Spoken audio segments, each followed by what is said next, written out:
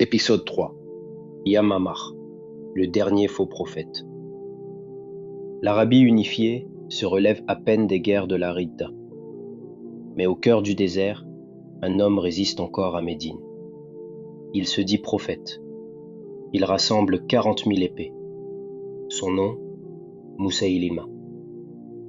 Il n'est pas un inconnu. Avant même la mort du messager d'Allah, paix et bénédiction soient sur lui, Moussaïlima ibn Habib, chef de la puissante tribu des Banu Hanifa dans la région d'Al-Yamama, avait déjà proclamé sa propre prophétie. À la fin de la 9e année de l'hégire, une délégation de sa tribu se rend à Médine pour embrasser l'islam. Parmi eux, Moussaïlima. Il voulait être prophète aussi, comme si c'était un jeu. Il est rejeté fermement.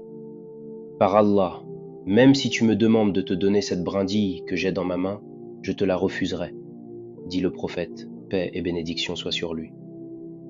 Plus tard, de retour chez lui, il commence à prétendre recevoir des révélations. Il va même jusqu'à écrire au prophète, paix et bénédiction soient sur lui. De Moussaïlima, le prophète d'Allah, à Muhammad, le prophète d'Allah. La terre est à nous deux, moitié à toi, moitié à moi.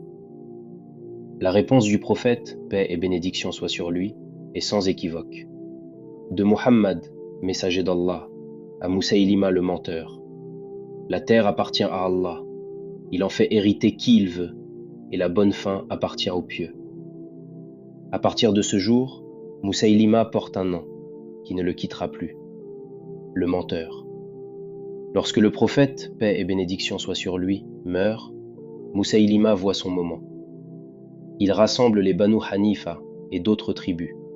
Il s'associe même avec une certaine Sadja, une femme arabe chrétienne venue d'Irak, et qui elle aussi, tout comme Moussaïlima, déclare être prophétesse.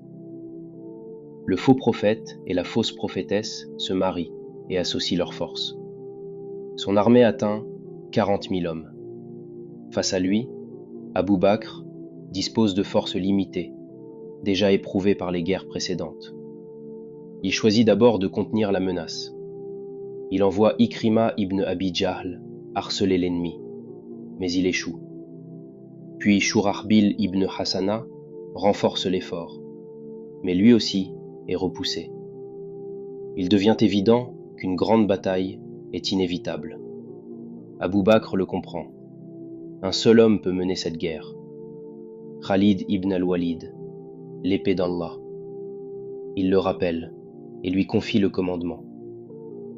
L'armée musulmane compte environ 13 000 hommes. Face à eux, 40 000. Moussaïlima est retranché dans la plaine d'Akraba. Derrière lui, des terres agricoles. Et surtout, un immense jardin fortifié. Un lieu qui entrera dans l'histoire sous un nom terrible, le jardin de la mort. Le combat éclate, violent, brutal. Les musulmans reculent, leurs rangs se brisent, la défaite semble proche. Mais au cœur du chaos, des hommes se lèvent. Thabit ibn Qais appelle à ne pas fuir et tombe martyr. Salim reste ferme avec l'étendard, combattant jusqu'à son dernier souffle. Zayd ibn al-Khattab exhorte les croyants à avancer et meurt au combat. Ce jour-là, alors que tout vacillait, ce sont leur foi, leur courage et leur sacrifice qui empêchent l'effondrement. Khalid agit, il réorganise les rangs, puis il lance un appel. Ô compagnons de la sourate al-Baqarah, un appel aux hommes du Coran. Et soudain, les lignes se reforment, les cœurs se raffermissent. Les musulmans avancent, pas à pas, jusqu'à briser l'ennemi. Les rebelles fuient. Ils se réfugient dans un jardin fortifié, un refuge en apparence, mais en réalité, un piège. Les musulmans y pénètrent, et le jardin devient un champ de mort. Des milliers tombent. C'est là que Moussaïlima est retrouvé. 2 hommes avancent. Wahshi ibn Harb lance sa lance. Elle atteint sa cible. Elle transperce Moussaïlima. Puis, Abu Dujana s'approche et l'achève. Le faux prophète est mort. Un cri retentit. « Allahu Akbar! Je l'ai tué !» La nouvelle se propage, et en un instant, tout s'effondre.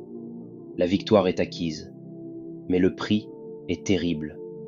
Plus de 1000 morts, et surtout, des centaines de mémorisateurs du Coran. Une perte immense, un danger pour l'avenir même du texte sacré. La conséquence, Oumar comprend. Si d'autres meurent, le Coran pourrait disparaître. Il alerte Abou Bakr. Au début, il hésite, puis il accepte. Il confie à Zayd ibn Thabit une mission historique, rassembler le Coran en un seul volume. Ainsi, le sang versé à Yamama devient la cause de la préservation du Coran. Demain, épisode 4. Le rassemblement du Coran et les premières conquêtes.